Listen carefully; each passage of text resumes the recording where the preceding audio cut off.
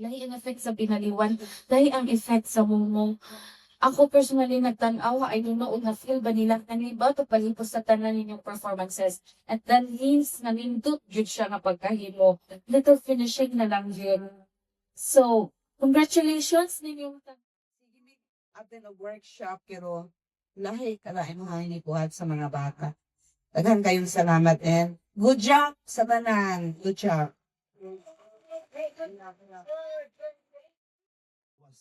Na tawag imong idea na ikaw ingon ana. So dapat dili ka magpabilin sa imong share mo mugawas na sa imong share.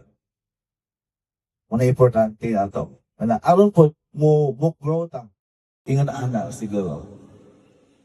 Sumao naman siguro ang something.